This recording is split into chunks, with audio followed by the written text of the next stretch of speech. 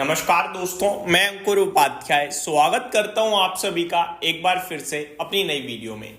दोस्तों, कल बाजार खुलेगा, बहुत सारी कंपनीज की अपडेट आई है, बट अपडेट केवल शेयर ही कर सकते हैं। प्राइस एक्शन तो आप सभी को पता है क्या होने वाला है। कल प्राइस एक्शन तो पूरी तरीके से नेगेटिव होगा, ऐसी उम्मीद हम लगा सकते हैं, क्योंकि गिफ्ट निफ्टी के बुरे हालात हैं। अमेरिका फ्राइडे बुरी तरीके से टूटा है।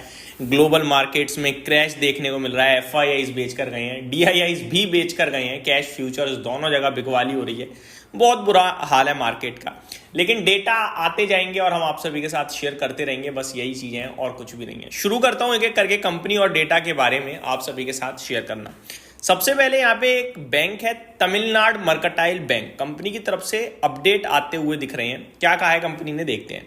Company says gross advances as on March 31 up 11% year on year basis and total deposit जो है वो 8.3% बढ़कर आए हैं।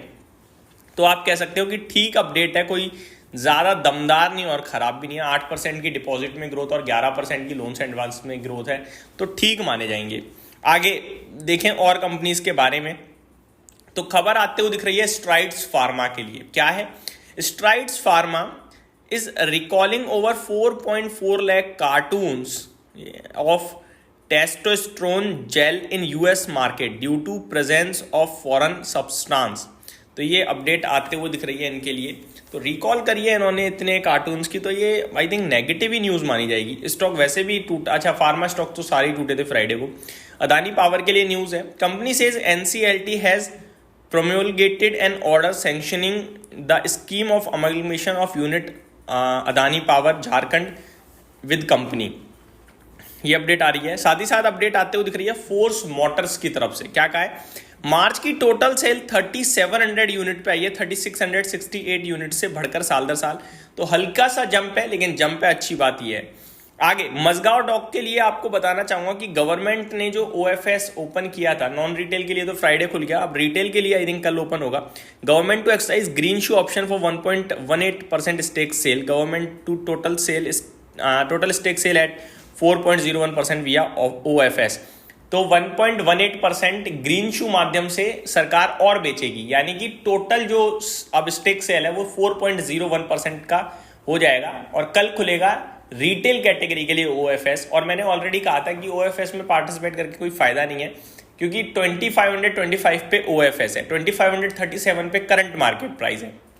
और जिस हिसाब से बाजार के हालात हैं, अगर कल 2% नीचे भी खुल गया तो ये स्टॉक ओएफएस से भी सस्ता मिलेगा। तो ओएफएस में बिड लगाने से अच्छा ओपन मार्केट से जिसको खरीदना है, जितना खरीदना है ले लेना।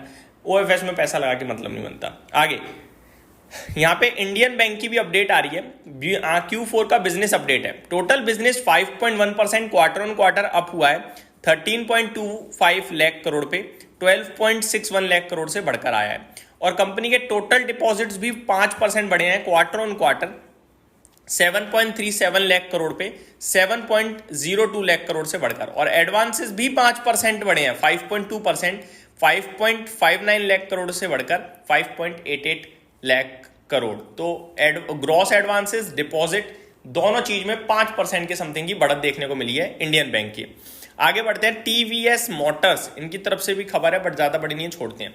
इंडसइंड बैंक, ये स्टॉक रीसेंट का एक बड़ा क्रैश स्टॉक रहा है खबरों के दम पर। अपडेट जो आ रही है, अपडेट में भी मजा नहीं है दोस्तों, तो बिजनेस भी मजेदार नहीं दिख रहा है। मैं बताना चाहूंगा जो एडवांसेस हैं वो 1.4% बढ़े हैं साल दर साल, कुछ बढ़त नहीं है। और क्वार्टर ऑन क्वार्टर 5.2% डाउन है। तो जहां हमने बाकी दो बैंकें देखी अप थे, ये डाउन है, तो नेगेटिव बोलूंगा मैं। टोटल डिपॉजिट 6.8% साल दर साल तो बढ़े हैं, लेकिन क्वार्टर ऑन क्वार्टर डिपॉजिट भी आधे % से कम हुए हैं, तो ये भी नेगेटिव है। और कासा रेशो यानी current account saving account ratio जो है वो घटकर 32.8% पे आ गया है, जो कि साल दर साल देखोगे तो 37.9% से घटकर आया है। खराब है, काफी नहीं, बैड है ये। और क्वार्टर ऑन क्वार्टर भी देखोगे तो 34.9% से घटकर 32.8%। तो इंडसइंड बैंक के जो अपडेट है वो मुझे काफी नेगेटिव टाइप दिख रहे हैं। बजाज हाउसिंग फाइनेंस इन्वेस्टर्स का फेवरेट स्टॉक है ये। Company says asset under management grew 26% year on year basis as of 31 March 2025। Company says disbursed gross disbursement approximately 142.5 billion rupees in Q4। 14,250 crore का लोन बांटा है company ने, और जो AUM है वो 26% से बढ़ रहा है, और ये कंपनी लगातार 26-27% की ग्रोथ दिखा रही है, तो ये मैं अच्छा ही मानूंगा। हायर एंड पे 28-29% आ जाती है, लोअर एंड पे 25-26% रहती है, तो कंपनी की ग्रोथ पे कोई इफेक्ट नहीं आ रहा है। और जिस हिसाब से कंपनी का शेयर रिसेंटली टूटा है, मार्केट में एक बार चेक करना चाहूंगा, मार्केट कैप आ गया है कंपनी का 1,01,000 करोड़ पे, और AUM लगातार 26% से बढ़ रहा है, तो मेरे को लगता है स्टॉक अच्छा हो रहा है, अच्छे भाव पे आ रहा है। आगे देखते हैं दोस्तों कुछ और स्टॉक्स के बारे में अगर खबर है कुछ इंपॉर्टेंट तो। L&T के लिए न्यूज आते हुए दिखिए, company unit L&T energy green tech has incorporated new wholly owned subsidiary L&T green energy Kandla private limited, तो ये अपडेट आते हुए दिख रही है। राणे होल्डिंग्स की तरफ से खबर है, company sales Tamil Nadu land for 505 million rupees to स्टेंसिया IT park private limited, तो राणे होल्डिंग्स ने जमीन बेची है करीब 50 करोड़ रुपए में, आप ये कह सकते हैं।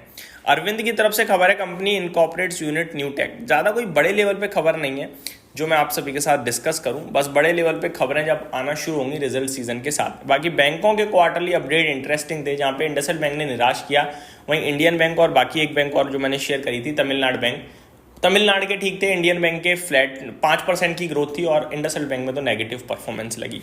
ये मेरी तरफ से अपडेट थी, उम्मीद करता हूँ वीडियो पसंद आई होगी। Thank you so much for watching this video, have a great day guys.